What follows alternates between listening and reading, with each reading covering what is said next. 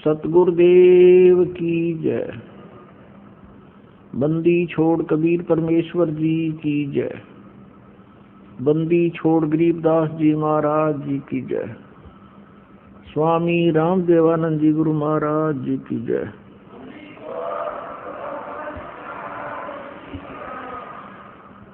सर्व संतों की जय, सर्व भक्तों की जय, धर्मी पुरुषों की जय, श्री काशी धाम की जय, श्री छुडानी धाम की जय, श्री करौथा धाम की जय, श्री बरवाला धाम की जय। सत साहिब नमो नमो सतपुरुष को नमस्कार गुरु की नहीं।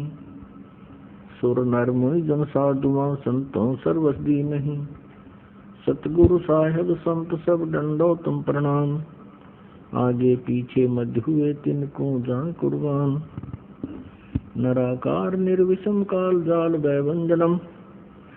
निर्लेपम निज निर्गुणम अकल अनुपवेशुंधनम।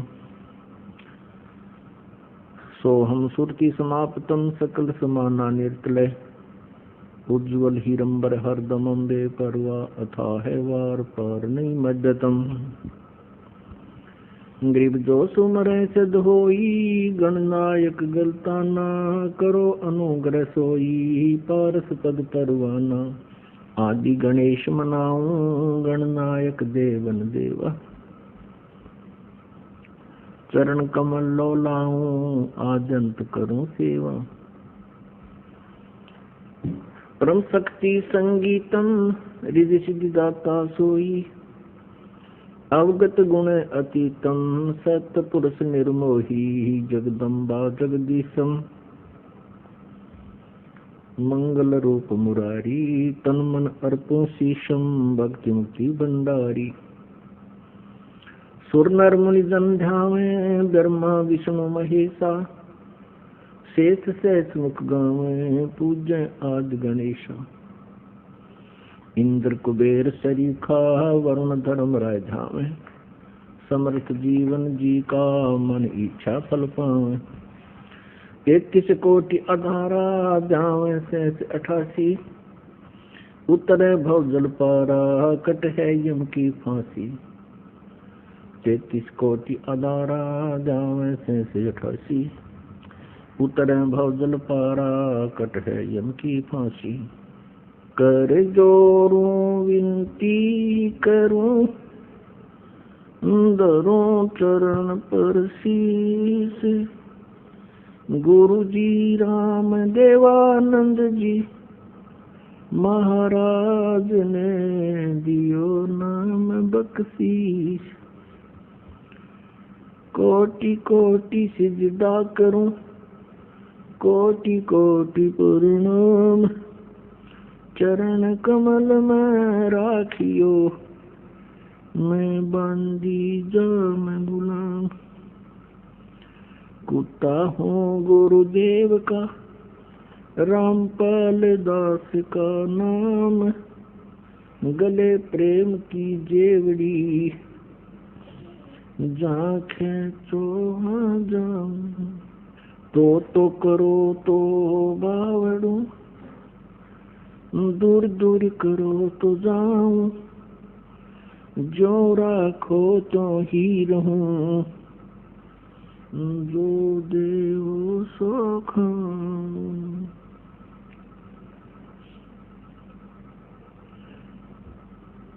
जय इब के सतगुरु मिले।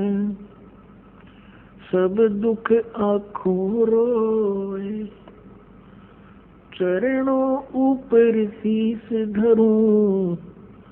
कहूँ जो करी हो कबीर साईं मिलेंगे।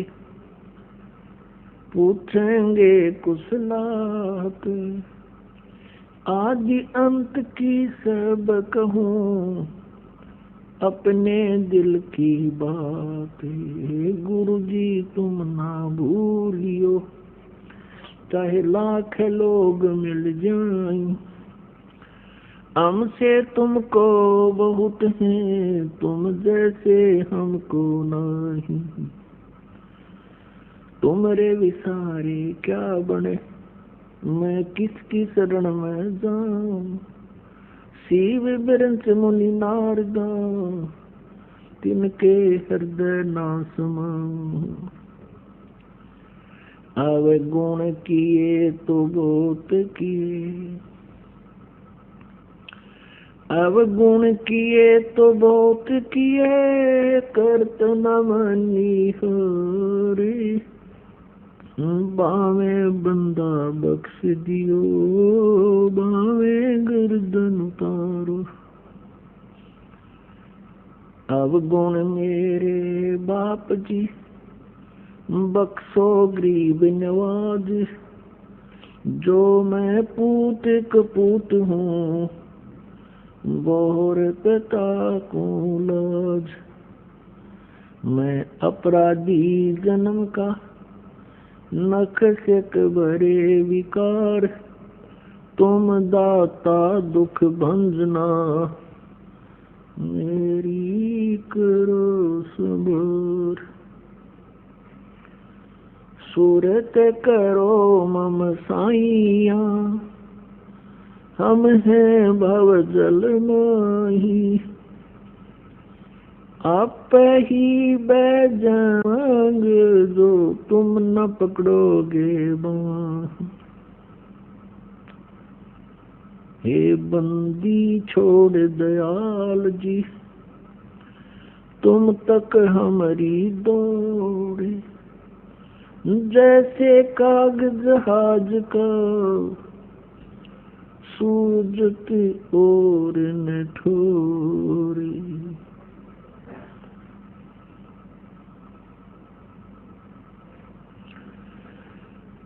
पूर्ण ब्रह्म, परम अक्षर ब्रह्म, सर्वश्रेष्ठी रचनहार कबीर देव जी, ये हम सभी आत्माओं के जनक हैं। ये हम सबके उत्पत्ति करता है। उसी परमेश्वर की असीम कृपा से आप जी यहाँ सत्संग के अंदर उपस्थित हुए हो। पुण्यात्माओं, परमात्मा कबीर देव जी स्वयं सतलोक से आते हैं, जहाँ हम सभी का उद्गम स्थल है, जहाँ हम सभी उत्पन्न किए गए थे, जहाँ हम रहा करते थे, वो सतलोक है। सतलोक का अर्थ है शाश्वत स्थान। शाश्वत मीन सदा रहने वाला, जिसका कभी नाश ना हो। हम वहाँ रहा करते थे सतलोक में, हमारा जन्म और मृत्यु नहीं होता था, वृद्ध अवस्था नहीं थी, वो अनाम्य लोक है। अनाम्य का अर्थ होता जिसमें कोई रोग ना हो। एक अनामी लोक है, वो अलग है। अनाम्य का अर्थ होता जिसमें कोई रोग ना हो। हम उस लोक में रहा करते थे, और हम अपनी गलती के कारण, अपनी नासमझी के कारण, हमने वहां एक भयंकर भूल करी, जिस कारण से हम सभी यहाँ काल के जाल में फंस गए। ये काल का लोक है, जो श्रीमद् भगवद गीता अध्याय नंबर 11 के श्लोक 32 में खुद कहता है कि मैं काल हूँ अर्जुन, अब सभी को खाने के लिए आया हूँ, सबका नाश करूंगा। अर्जुन श्री कृष्ण को बहुत अच्छी तरह जानता था। श्री कृष्ण अर्जुन के साले थे, क्योंकि श्री कृष्ण की बहन सुभद्रा अर्जुन से ब्याही थी। और उसके पश्चात भी उस समय जब वो काल प्रगट हुआ, काल आया, प्रवृत्त हुआ, श्री कृष्ण जी के शरीर में प्रवेश हो करके, और फिर शरीर से बाहर निकल के उसने अपना विराट रूप दिखाया, श्री कृष्ण का शरीर ओझल कर दिया। तब अर्जुन पूछता है कि हे महानुभाव, आप कौन हो? मैं आपसे अपरिचित हूँ, मैं बहुत भयभीत भी हूं। इससे सिद्ध है कि वहां वो श्री कृष्ण जी नहीं थे, काल था। वो काल बोल रहा था। श्रीमद् भगवत गीता जी का ज्ञान इस काल भगवान ने दिया है श्री कृष्ण जी के शरीर में प्रवेश करके। तो वो स्वयं कहता है कि मैं काल हूं और अब प्रवृत्त हुआ हूं।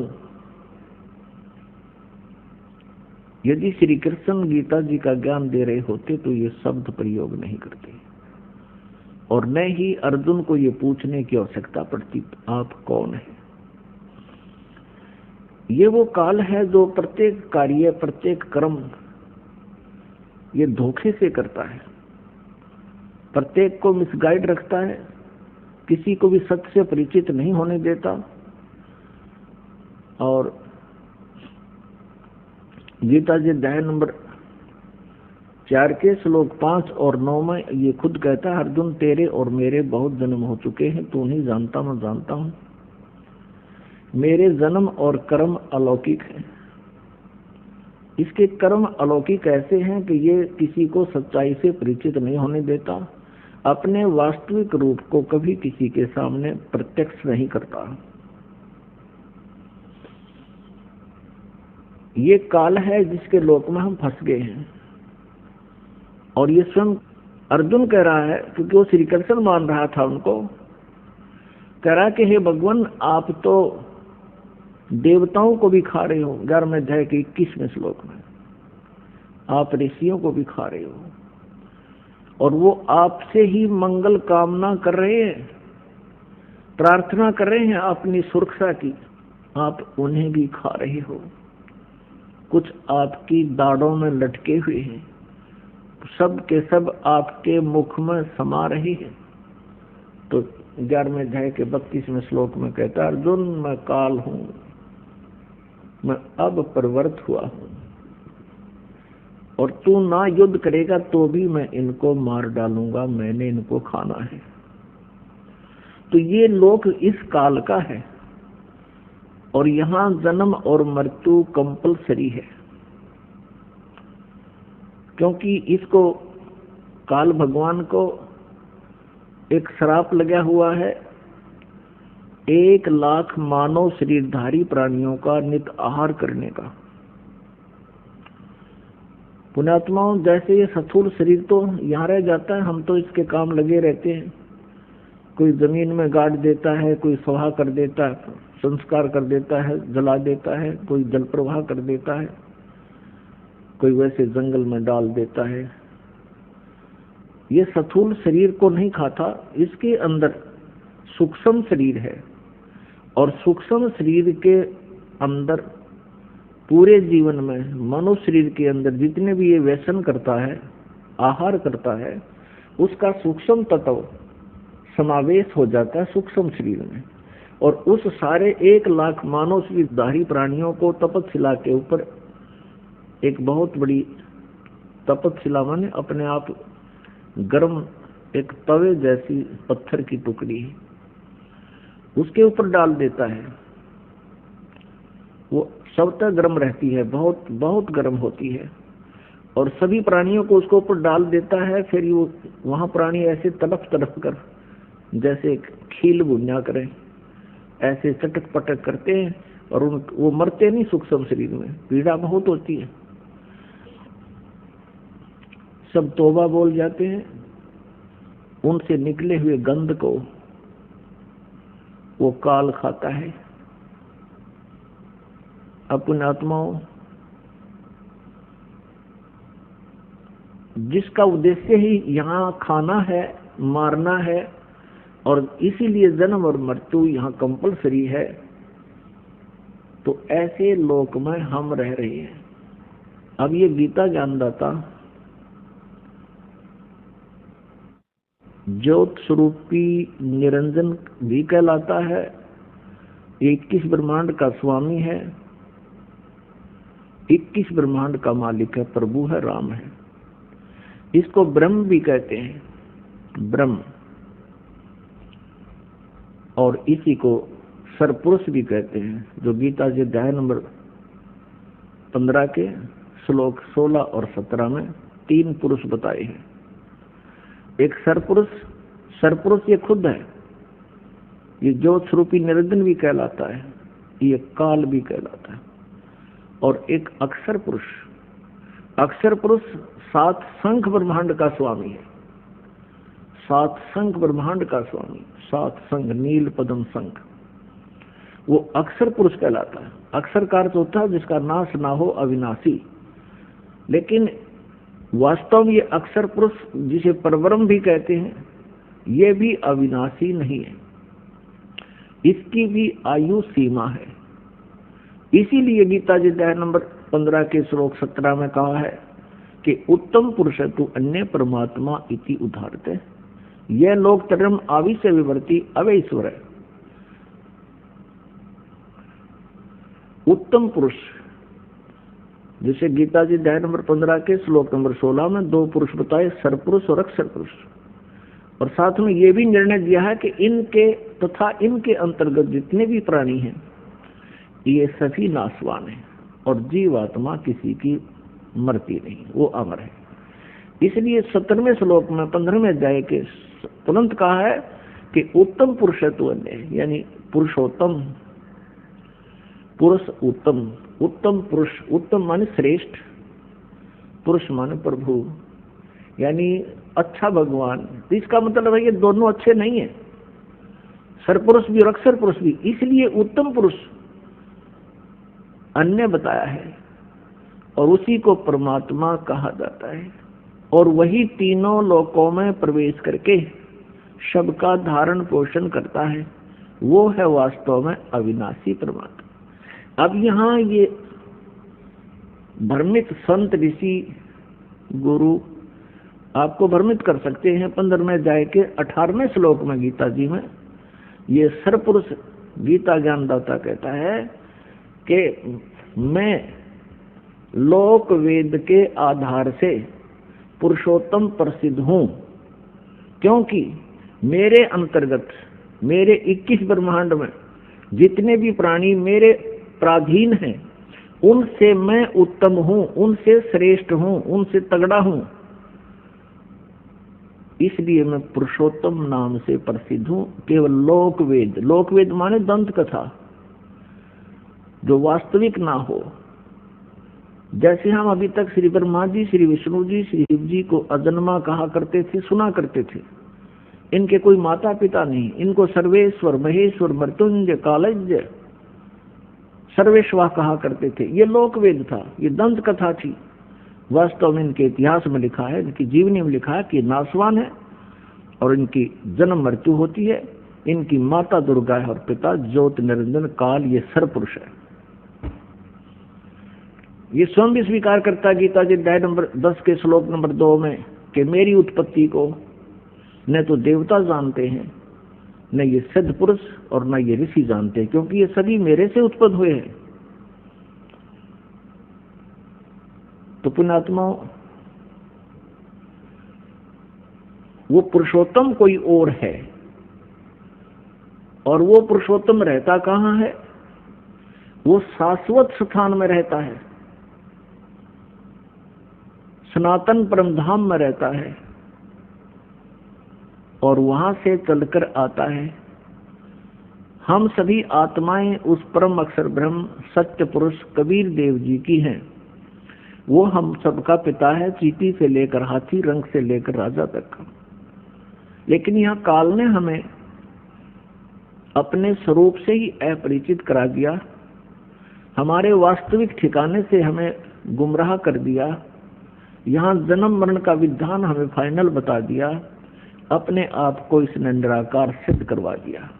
क्योंकि ऋषि महर्षियों ने परमात्मा पाने की चेष्टाएं की, क्योंकि आत्मा परमात्मा से बिछड़ने के उपरांत उसी दिन से इसकी खोज में लग गई, क्योंकि आत्मा को परमात्मा के अभाव का बहुत गहरा धक्का लगा।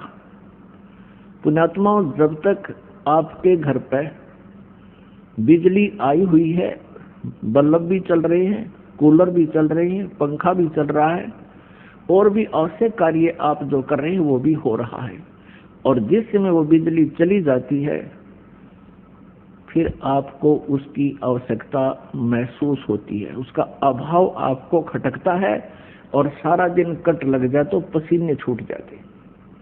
तो ऐसे ही आत्मा को, हम सभी को वहां बहुत सुख था, किसी चीज का कोई अभाव नहीं था। जो ही हम इस काल के साथ यहाँ इसके लोक में आए, हमारा वो लाइट चली गई, परमात्मा से मिलने वाली राहत हमें समाप्त हुई, खत्म हुई। और हमारे जितने इन्वर्टर चार्ज थे, जब तक वो चलते रहे तो हम सोचते रहे मौज हो रही है, और जब हमारे इन्वर्टर की बैटरी डिस्चार्ज हो गई, फिर हम गधे और कुत्ते सुअर बना दिए गए इस काल के द्वारा, इस काल के लोग।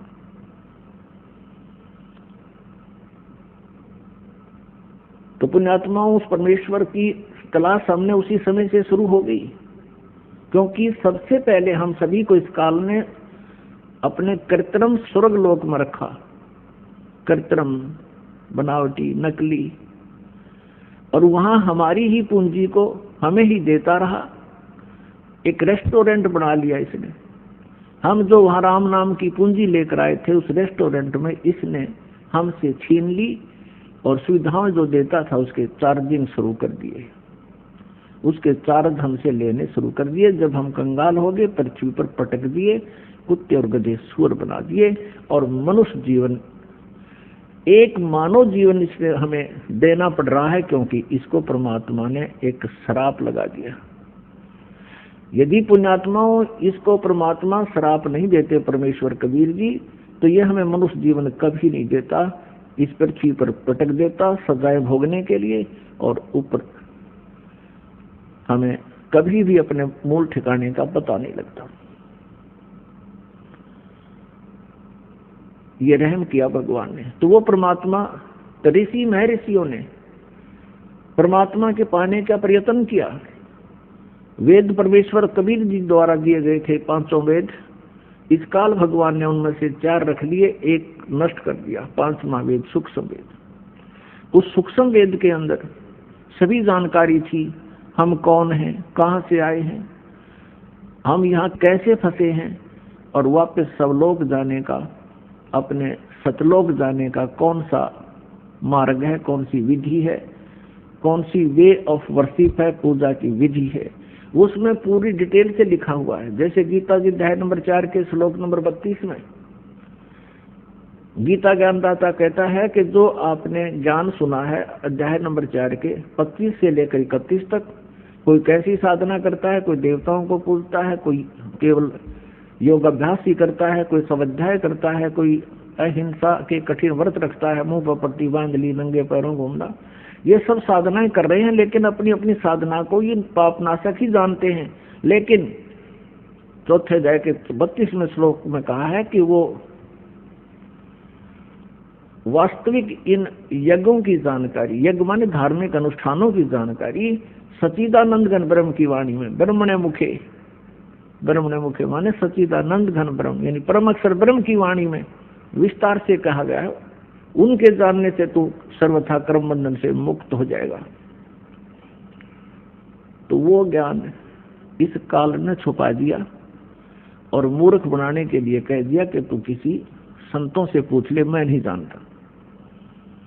और जब परमात्मा आते हैं संत रूप में, वो मिसगाइड करता है सबको कि ये झूठा है, कपटी है, ये वेदों को नहीं जानता है, तो हम परमात्मा को पहचान नहीं पाते हैं, जिस कारण से हम काल के जाल में फंसे रहे। तो यहाँ उन ऋषि महर्षियों ने इस काल के द्वारा भ्रमित किए हुए ज्ञान के आधार से, लोक वेद से और तथा इन चारों वेदों के आधार से, जिसमें इनकम्प्लीट स्पिरिचुअल नॉलेज है, जिनके अंदर अधूरा आध्यात्मिक ज्ञान है, उस ज्ञान को ही हम संपूर्ण मानकर उसी के आधार से हम साधनाएं करते रहे। ऋषियों ने ओम नाम को सुप्रीम नाम मान लिया, मंत्र अंतिम, और ब्रह्म का जाप बताते रहे। और ओम नाम की साधना से क्या होता है, ब्रह्मलोक प्राप्ति होती है। गीता जी अध्याय नंबर 8 के श्लोक नंबर 16 में कहा कि ब्रह्मलोक पर्यंत भी सभी लोग पुनरावृत्ति में है। पुनरावृत्ति का अर्थ है वहां गए हुए प्राणी भी पुनर्जन्म मृत्यु में आते हैं। वो शाश्वत स्थान नहीं है, वो सनातन परम धाम नहीं है, वो भी विनाश में आता है।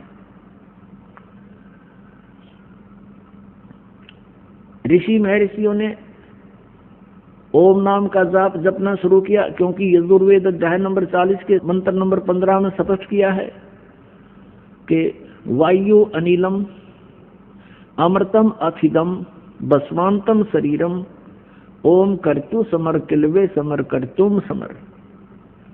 अब इन ऋषि महर्षियों ने यहाँ से ओम नाम तो सिलेक्ट कर लिया कि परमात्मा का केवल एक ओम मंत्र है। उसका काम करते करते विशेष कसक के साथ मनुष्य जीवन का प्रथम कर्तव्य जान कर ओम नाम का जाप कीजिए और अपना मूल कर्तव्य जानकर कीजिए, कसक के साथ कीजिए। जिससे क्या होगा कि जब शरीर छूट कर जाएगा, जब तेरा अंत होगा, भस्मांतम शरीरम, शरीर भस्म होगा, तेरे शरीर का अंत होगा, देहांत होगा, उस समय तू उससे उस अमरत्व को प्राप्त करेगा जो ओम नाम के जाप से तुझे प्राप्त हो सकता है। वो कितना हो सकता है उसकी भक्ति और साधना पर डिपेंड करता है। तो उसके आधार से वो हो सकता है एक कल्प युग तक भी रह सकता है, हो सकता है एक महाकल्प तक भी रह सकता है। महाकल्प होता है ब्रह्मा जी की एक आयु। ब्रह्मा जी की मृत्यु को महाकल्प कहते हैं। और 1000 जो उसका दिन है, 1000 की रात्रि, इसको कल्प बोलते हैं। 1000 चतुर्युग की जो, और इतने ही का दिन, इतनी ही रात्रि, तो इसको एक कल्प बोलते हैं। और ब्रह्मा जी की आयु को एक महाकल्प कहते हैं। तो वहां जितने जिसने साधना की है, ओम नाम के जाप का जितने अधिक मंत्र किए हैं, कोई कम किए हैं, तो उसी आधार से कोई कितने वर्ष तक, कोई कितने वर्ष तक रह करके फिर पुनर्जन्म में अवश्य आते हैं।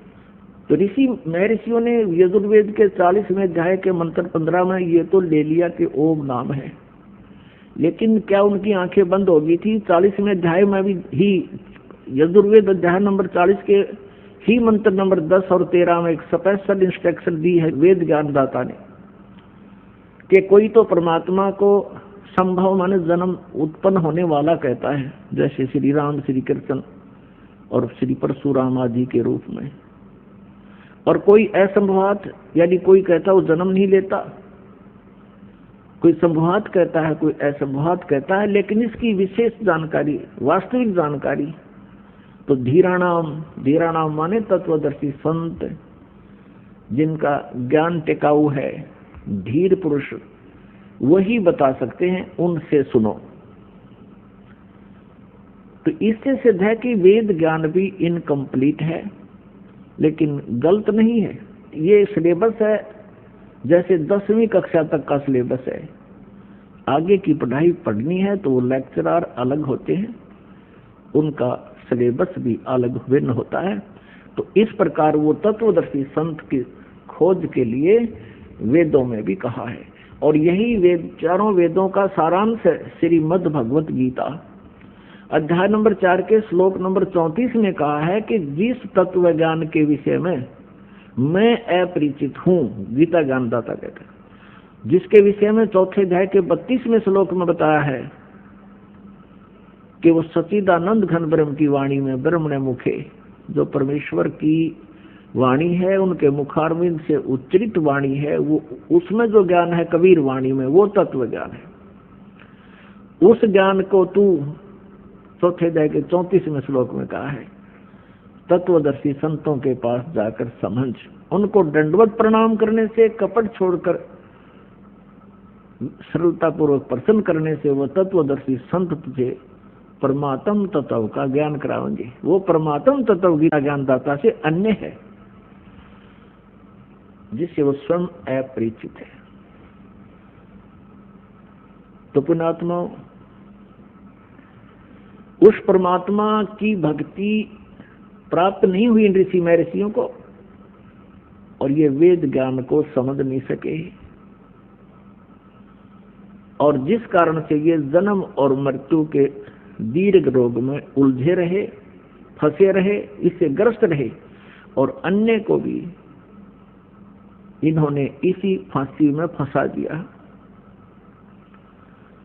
इन्होंने साधनाएं की ओम नाम के जाप से, और हठ योग किया। एक आकाशवाणी की थी काल ने, ब्रह्म ने अपने पुत्र ब्रह्मा के लिए। जब ब्रह्मा जी कमल के फूल पर विराजमान थे, ये सचेत कर दिए, बेहोश कर रखे थे पहले इस काल में। जब ये सचेत हुए, होश में आए, ये कहते हैं कि मुझे नहीं पता मैं कहाँ से जन्म हुआ, मेरा कौन जनक है, मेरा क्या उद्देश्य है, कमल के फूल पर मैं कहाँ से आ टिका। तब आकाशवाणी हुई कि तप करो, तप करो। इस काल भगवान ने आकाशवाणी कर दी, इनको मूर्ख बनाने के लिए, अपने जाल में फंसाए रखने के लिए। वेदों से न्यारा ज्ञान अपनी तरफ से अपना मत पर प्रोड्यूस कर दिया इनके अंदर। ब्रह्मा जी ने 1000 वर्ष तक तप किया। जब इसकी बैटरी चार्ज होगी, इसमें सिद्धियां आ गई, तो रिमोट इस काल के पास है इनका। तब कहा कि अब तुम सृष्टि करो। अब ब्रह्मा जी से ज्ञान प्राप्त है सभी को, विष्णु जी को, शिव जी को, और सभी ऋषि और महर्षियों को। अब ब्रह्मा जी से प्राप्त ज्ञान के आधार से ब्रह्मा जी ने इनको मिसगाइड कर दिया, क्योंकि स्वयं भी भ्रमित था। इन्होंने कहा कि परमात्मा की आकाशवाणी हुई थी, मैंने 1000 वर्ष तक तप किया, मेरे अंदर बहुत पावर आ गई, शक्ति आ गई, वचन से भी उत्पत्तियां होने लगी, और भी बहुत सी क्रियाएं अपने आप होने लगी। और ओम नाम का जाप वेदों में फाइनल मंत्र है। इस ज्ञान के आधार से ऋषि महर्षि साधकों ने हजारों वर्षों तक साधनाएं की, हठ योग किए, क्योंकि सतयुग में लाखों वर्ष की आयु होती है। उनको परमात्मा प्राप्ति नहीं हुई। अन्य सिद्धियां आ गई, उन सिद्धियों को प्राप्त करके ये स्वयं ही प्रभु पा गए। जैसे दुर्वासा जी के पास सिद्धि थी, उसके वचन में इतनी शक्ति होगी, किसी का ये कह दे तेरा विनाश होगा, उसका विनाश हो जाता। अब जैसे अगस्त ऋषि को उपलब्धि होगी, उसने 7 सागरों को एक ही घूंट में समुद्रों को पी लिया। आकाश में उड़ जाने की सिद्धियां होगी, एकदम अंतर ध्यान हो जाने की सिद्धियां होगी। इस प्रकार से ये अन्य व्यक्तियों से कुछ अटपटे से हो गए, जिस कारण से इनको हमने मैं ऋषि मान लिया। लेकिन ये काल के द्वारा भ्रमित और अपना जीवन नष्ट करते रहे। अब गीता जी अध्याय नंबर 11 के श्लोक नंबर 47 और 48 में गीता ज्ञानदाता कहता, अर्जुन ये मेरा वास्तविक रूप है, मैं काल हूं। गर्म अध्याय के 32वें श्लोक में स्पष्ट किया है। और मेरी प्राप्ति, मेरे इस स्वरूप के दर्शन ना तो पहले कोई कर सका तेरे अतिरिक्त, और ना आगे कोई कर सकता। अब मैंने अपनी कृपा से तुझे ये सब कुछ अपना शरीर, अपना रूप दिखाया है। और मेरी प्राप्ति यानी मेरे रूप के दर्शन, ब्रह्म की प्राप्ति, ना वेदों में वर्णित विधि से, ना किसी जप से, ना तप से, ना किसी क्रियाओं से कभी नहीं हो सकती। इसने तो किल्ली काट दी, स्पष्ट कर दिया कि मेरी प्राप्ति यानी ब्रह्म प्राप्ति नहीं है। अब ऋषि महर्षियों ने वही जाप किए जो काल ने इनको दे रखे थे, उससे इन ब्रह्म प्राप्ति हुई नहीं। इन्होंने अपने अनुभव की पुस्तकें उपनिषद बना डाले। परमात्मा निराकार है, और किसी ने परमात्मा को साकार भी बताने की चेष्टा की तो क्या बताया कि जो भी आपको दृष्टि गोचर है, ये पृथ्वी, पहाड़, सूर्य, चांद, सितारे, ग्रह, ये परमात्मा का साकार रूप बता दिया। और आज तक यही अज्ञान आधार सबके अंदर भरा पड़ा था। अब पुण्यात्माओं, गीता ज्ञान दाता और वेद ज्ञान दाता ये ब्रह्म है। ये स्वयं कहता है कि उस परमात्म तत्व की जानकारी तो तत्वदर्शी संत बताएंगे, वो इन्हें मिला नहीं, वो इनको मिले नहीं, और मिले तो इन्होंने माना नहीं। क्योंकि परमेश्वर कबीर देव जी ये हमारे सबके मालिक हैं, और यही यहाँ हमें इस यथार्थ ज्ञान को, सूक्ष्म वेद को जो काल ने नष्ट कर दिया, समाप्त कर दिया, उसको पुनः देने के लिए, बताने के लिए आते हैं।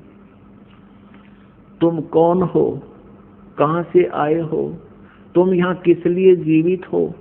एक पल में ना जाने किसकी मृत्यु हो जावे और तुम्हें मूर्ख बना रखा है। ये तुम्हारी कार है, ये तुम्हारी कोठी है, ये तुम्हारी संपत्ति है, और ऐसा नहीं करोगे तो डरा के रखता ये मन सबको, इस आत्मा को भयभीत रखता है, तेरा विनाश हो जाएगा, तू ऐसा नहीं करेगा तो ऐसा हो जाएगा, सत्संग में जाएगा तो पीछे से हानि हो जाएगी। और वो हानि तो एक दिन होनी है, जब भगवान से दूर रहे तो मृत्यु हो जाएगी। फिर वो जिस लाभ के लिए सारा जीवन खो दिया वो परमानेंट खत्म हुआ। तो इन बातों को हमने गहराई से सोचना पड़ेगा। सत्संग में आने से आपको ज्ञान होता है, सत्संग में आने से आपको ज्ञान होता है, और वो परमात्मा द्वारा दिया हुआ, परमेश्वर द्वारा दिया हुआ ज्ञान उन्हीं की अमृतवाणी में आपको सुनाया जाता है, जो सच्चिदानंद घन ब्रह्म की वाणी है, जो पांचवा वेद है। उसके आधार से परमात्मा हमें बताते हैं कि तुम जो साधनाएं करते हो, जिस लोक में रह रहे हो, ये काल का लोक है, और यहाँ कोई भी प्राणी सुखी नहीं है। परमात्मा स्वयं आए, कबीर देव जी चारों युगों में आते हैं। सतयुग में सत्सुकृत नाम से प्रसिद्ध होते हैं, और पूरे युग में सत्सुकृत नाम के महापुरुष के नाम से जाने जाते हैं, ऋषि के नाम से। त्रेता युग में मुनिंदर नाम से उनकी प्रसिद्धि होती है, और द्वापर युग में करुणा में नाम से, और कलयुग के अंदर उन कबीर नाम से, उनके वास्तविक नाम से ही वो प्रकट होते हैं। यही नाम रखवाते हैं जो उनका वास्तविक नाम है, कबीर देव, कबीर साहब। अपनात्मा परमात्मा वैसे भी अन्य कई रूपों में प्रकट होते रहते हैं, लेकिन कबीर देव जो उनका नाम है, ये इस युग में प्रसिद्ध रहेगा। इसके इक्विवेलेंट और कोई प्रसिद्धि परमात्मा की नहीं होगी। परमात्मा के ज्ञान के प्रचार बहुत कुछ होंगे, उससे हमें लाभ भी बहुत मिलेगा, लेकिन परमात्मा का नाम कबीर देव ही चलेगा कलयुग में। तो चारों युगों में आकर के परमेश्वर ने ज्ञान तो हमें दिया, लेकिन इस काल ने हमें स्वीकार नहीं करने दिया। अब वो परमेश्वर अपने सतलोक शाश्वत स्थान से चलकर आते हैं, सनातन परम धाम से चलकर आते हैं। उस सनातन परम धाम में, सतलोक में कोई कष्ट प्राणी को नहीं होता। वहाँ जरा और मरण नहीं है। जरा मीन बुढ़ापा, मरण मीन मृत्यु। वहाँ जरा मरण नहीं है, वहाँ कष्ट कोई नहीं किसी के शरीर में, किसी प्रकार की कोई टेंशन नहीं है। उस लोक में हमें जाने से लाभ होगा, सर्व सुख होंगे। उसका भेद काल ने छुपा दिया और ऑप्शन छोड़ दिया कि उसको तो तत्वदर्शी संत बता सकते हैं, उनसे पूछ लो, मुझे नहीं मालूम। अब परमात्मा सतलोक से चलकर गति करके आते हैं और अपनी प्यारी आत्माओं को अपने विषय में पुनः जानकारी देते हैं।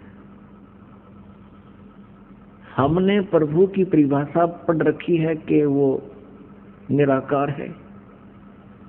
परमात्मा आते थे, स्वयं कहते थे मैं परमेश्वर हूँ, सारी सृष्टि का रचनहार हूँ, मेरा नाम कबीर है।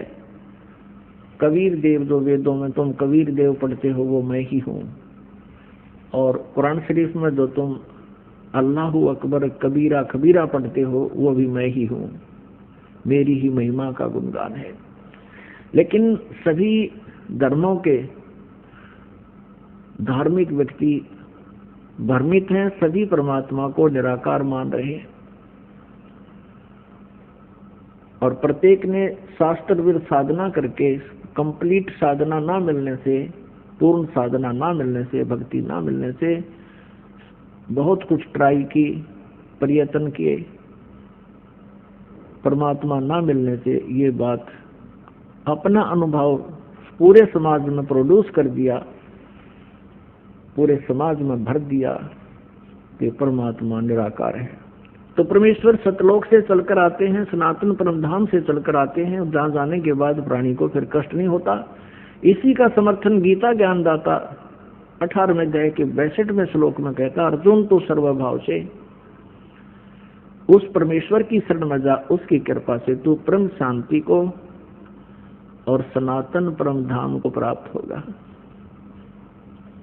परम शांति को और सनातन परम धाम को प्राप्त होगा। अपने विषय में कहता अर्जुन 7वें अध्याय के 5 और 7वें अध्याय के गीता जी के 7वें अध्याय के 5 और 7 श्लोक में अपने विषय में कहता अर्जुन, मेरी भक्ति कर तो मुझे ही प्राप्त होगा, लेकिन युद्ध तो करना ही पड़ेगा। युद्ध भी कर, मेरा स्मरण भी कर। गीता जी अध्याय नंबर 8 के श्लोक नंबर 1 में अर्जुन ने पूछा कि हे भगवान, आपने गीता अध्याय नंबर 7 के श्लोक 29 में कहा है कि उस तत्परम से परिचित और पूरे अध्यात्म ज्ञान से परिचित, सभी कर्मों से परिचित प्राणी केवल जरा और मरण से छूटने का ही प्रयत्न करता है, इस संसार की किसी भी वस्तु की इच्छा नहीं रखता। अब अर्जुन पूछता है 8वें अध्याय के प्रथम श्लोक में, किम तत्ब्रह्म, वो तत्ब्रह्म क्या है। 8वें अध्याय के 3रे श्लोक में गीता ज्ञानदाता कहता है वो परम अक्षर ब्रह्म है। गीता के अध्याय नंबर 15 के श्लोक नंबर 1 से 4 और 16-17 में ये बहुत विस्तार से जानकारी दी गई है। तत्वदर्शी संत की पहचान भी बताई गई है कि उल्टे लटके हुए संसार रूपी वृक्ष के सभी विभाग जो बता देगा। जैसे अक्षर पुरुष एक पेड़ है, निरंजन वा की डार, निरंजन कहते हैं सर्व पुरुष को।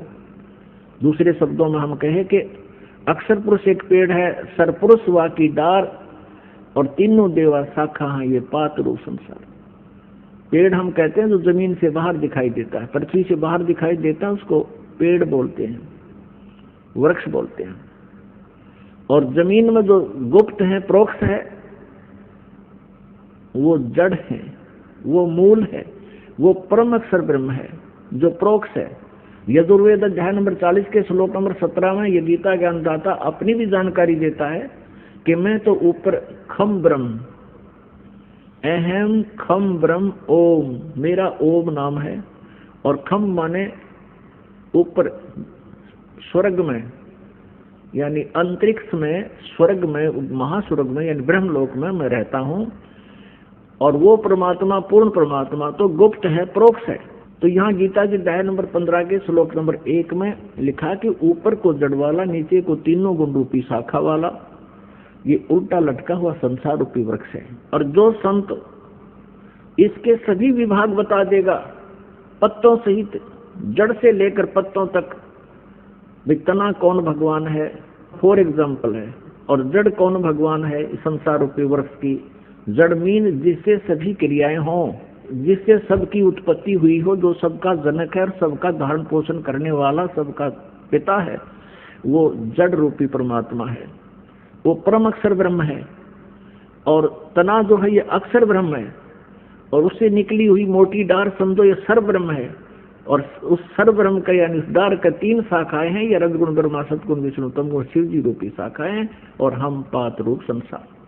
तो परमात्मा ने आकर बताई थी सच्चिदानंद घन ब्रह्म की वाणी में, उस तत्व ज्ञान में बताया कि अक्षर पुरुष एक पेड़ है, निरंजन वा की डार और तीनों देवा शाखा है, ये पात रूप संसार। गीता ज्ञान दाता कहता है कि जब तुझे तत्वदर्शी संत प्राप्त हो जा, उसके पश्चात 15वें अध्याय के 4थे श्लोक में कहा कि उसके पश्चात परमेश्वर के उस परम पद की खोज करनी चाहिए, जहां जाने के बाद साधक फिर कभी लौटकर संसार में नहीं आते, अर्थात वो पूर्ण मोक्ष प्राप्त कर जाते हैं, उनके सब संकट मिट जाते हैं। और फिर कहता है कि जिस परमेश्वर ने अपने से अन्य परमेश्वर के बारे में कह रहा है कि जिस परमेश्वर से संसार रूपी वृक्ष की प्रवृत्ति विस्तार को प्राप्त हुई है, अर्थात जिसने सभी ब्रह्मांडों की रचना, सभी आत्माओं की रचना की है, और उसी की भक्ति कर, नथिंग एल्स। गीता ज्ञानदाता कहता है कि उसी की भक्ति कर, मैं भी उसी की शरण में हूं और सबकी पूजाएं त्याग दे तू। 15वें अध्याय के 16 और 17 में 3 प्रभु, सर्वपुरुष, अक्षर पुरुष और परम अक्षर पुरुष, सर्वब्रह्म, अक्षर ब्रह्म, परम अक्षर ब्रह्म, इन तीनों की जानकारी विस्तार से है। पुण्यात्माओं, गीता जी अध्याय नंबर 7 के श्लोक नंबर 5 और 7 में गीता ज्ञानदाता कहता है, मेरी भक्ति कर, मुझे प्राप्त होगा, लेकिन शांति कति नहीं, युद्ध भी करना होगा, युद्ध भी कर, मेरा स्मरण भी कर।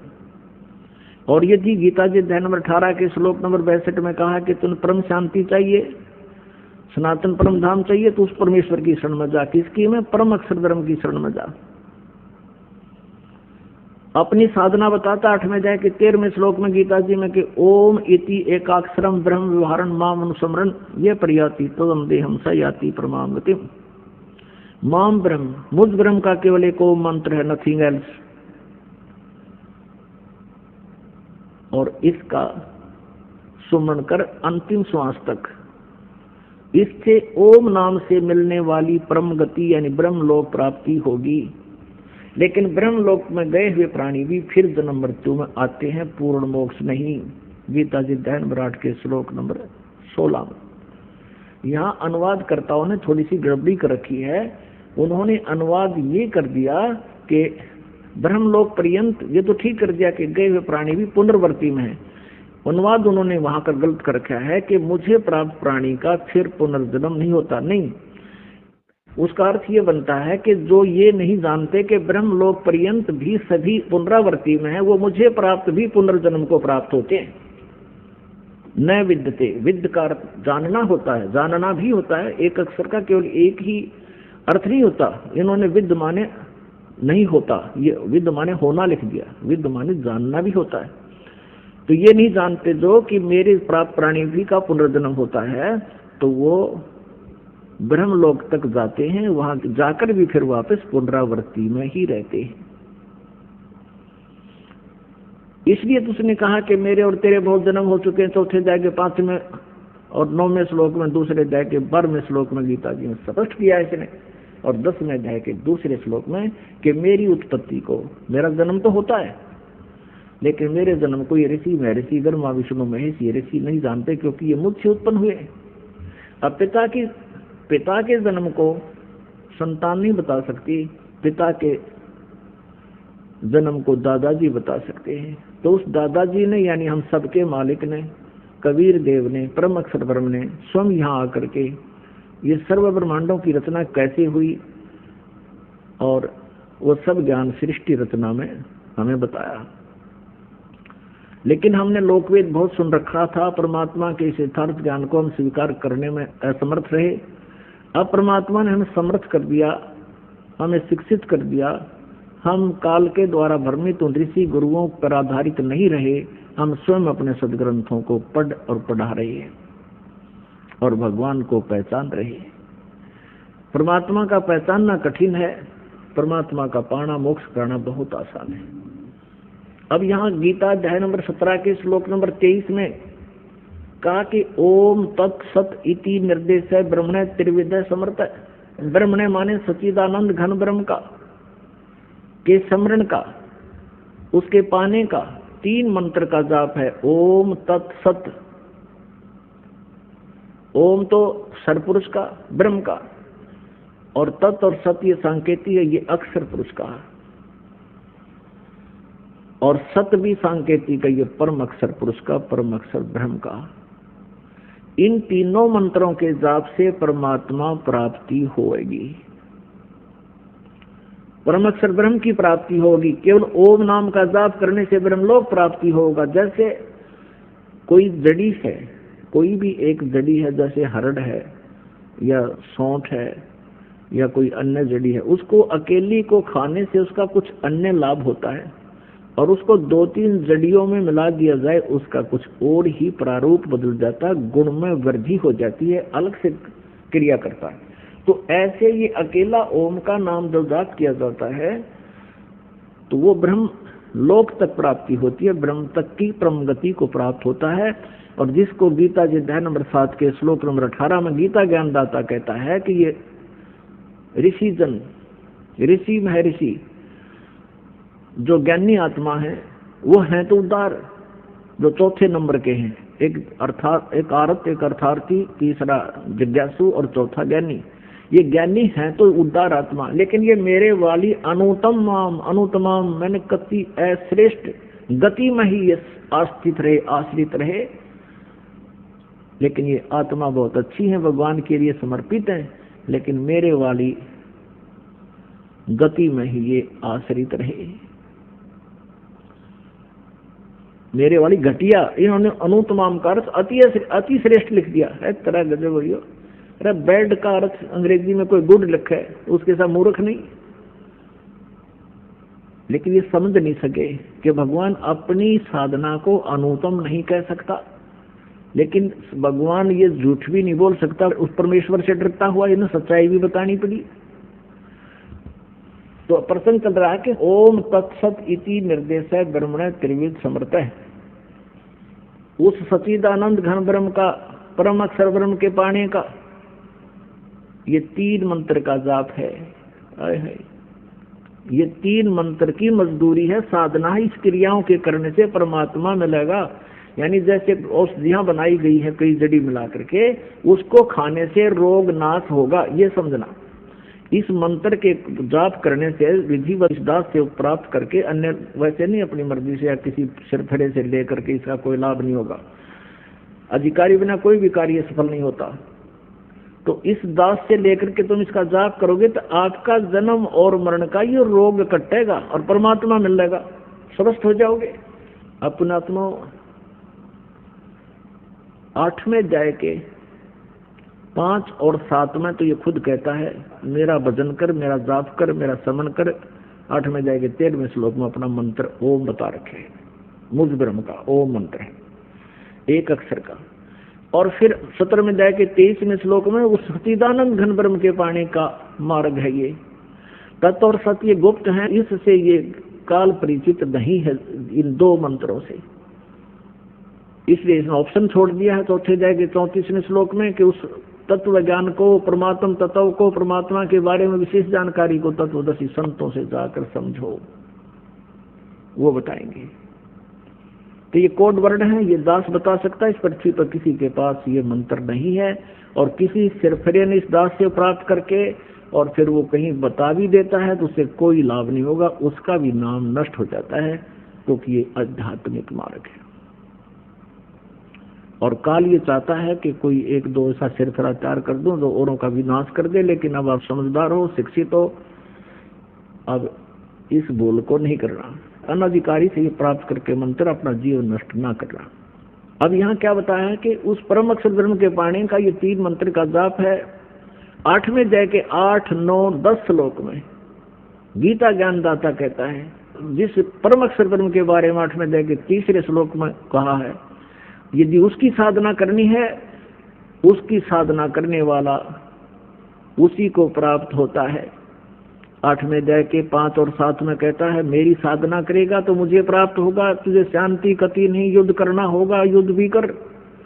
18वें अध्याय के 62वें श्लोक में कहा कि तूने परम शांति चाहिए तो उस परमेश्वर की शरण में जा, उसकी ही कृपा से तू सनातन परम धाम को प्राप्त होगा, परम शांति को प्राप्त होगा। और 8वें अध्याय के 8, 9, 10 में यही प्रमाण कर रहा है कि उसकी भक्ति करने वाला अंत समय तक, यानी साधना एक जैसी ही है। कोई यूं सोचे कि अभी मैं समाधिस्थ हो जाऊं, परमात्मा के ऊपर देखकर वापस आ जाऊं, तो उससे वापस देख भी आए और वापस भी आएंगे। साधना पूरी ना हुई तो फिर अड़े धक्के खाओगे। अब बच्चा स्टूडेंट पढ़ रहा है, विद्यार्थी पढ़ रहा है विद्यालय में, और वो ये पूछता है कि मैं आईएएस कर रहा हूँ, आईएएस करके क्या लगूंगा, डिप्टी कमिश्नर लगूंगा, एक बार देख कर आता हूँ कैसा होता है डिप्टी कमिश्नर, कैसा ऑफिस होता है। वहाँ देख भी आया और वापस आ गया, पढ़ाई छोड़ दी, फिर बन गया डीसी, उड़े धक्के फिर खाओगा। तो ये अंतिम सांस तक साधना करते रहना होगा। अपने यहाँ से सफल होकर जाना है, तब वहां मिलेगी ये पोस्ट आपको, अमर पद। कहाँ? सतलोक में, सचखंड में। अब क्या बताते हैं? उस परमेश्वर की साधना ना करके आप अन्य साधनाएं करते हो, भक्ति करते हो, उनसे तुम्हें लाभ नहीं होता।